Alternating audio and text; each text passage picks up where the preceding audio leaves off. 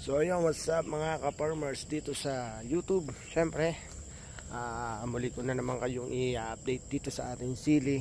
Sa ngayon, i-update ko muna kayo dito sa ating labuyo o sa ating maanghang sili. So ito nung nakaraan ay nabuhal ng hangin tapos may kasamang ulan. So nahirapan tayo kasi ayun walang mangyayari kasi kung hindi pababayaan natin. Wala. So kinabukasan, so nakadalawang araw siya after nung tumba, pinatayo natin, pinalagyan natin ng bionic, kung dito sa amin tawag ito. Papakita ko sa inyo. So pinalagyan natin ng ganito. So ito naman yung ginagawa na ng ibang karamihan ng ating farmers yan. Merong ganyan. So nilagyan lang natin to ng dalawang hagting dito.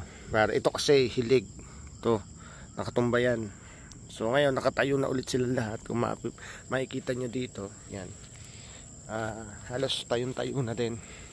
Yung iba namang hindi na nakadapa na masyado, hindi na natin pinapersa ng tayo kasi baka maputol na yung ugat. So sa ngayon nag-aantay na lang tayo ng hinog. Medyo sa ngayon mahal lang kilo nito sa merkado, ata 1K na, pero sa puno ay 650 dito sa amin yata. Yun ang update ko, pero hindi ko ma-sure. Pero narinig ko lang dahil yun nga, hindi pa naman tayo nakakapitas, kaya hindi natin alam yung exactly na presyo. Sa ngayon, naantay lang natin yung pahinog. Yan. Yun yung mga tumumba ng hangin. So sana makabawi tayo dito. Yan. Okay naman yan, dahil bunga niya. Tapos dito. Yan sa kabila. Yan. Okay naman to. So spray lang natin kasi medyo may kulot. Yan. Dito naman okay din, itayo na. So maganda siya sa hapon. Antayin na lang natin na mahinog.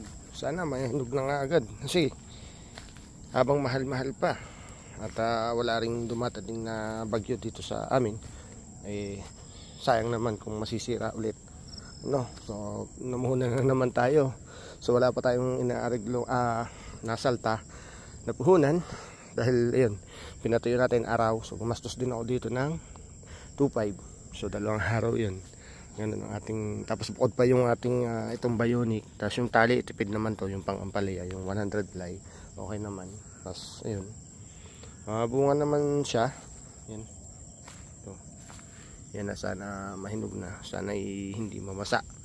Yan, matibay naman yung ating ano. Ayan. At ito naman yung update ko sa ating panigang. So sa isang araw ko na ito ihimpilin sa inyo ng video kasi yan yung nagsitumba. So kung iibuin din natin yan, malamang maselan tong sili. Sana ginanon ko na lang din dati. Ganito agad inagapan ko. So medyo mali tayo doon mga kapatid. So dapat sa susunod ganito agad natin kahit hindi pa sila bumubuhal para may pundasyon agad ng tibay. Pero so ngayon nga, ganoon talaga.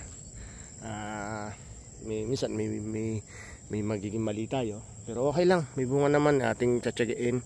May gagawin pa rin tayo dyan, testingin natin, ayusin, no?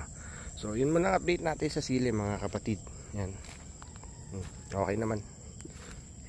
So yun, makita nyo yan, ating sili hanggang dun, siling panigang.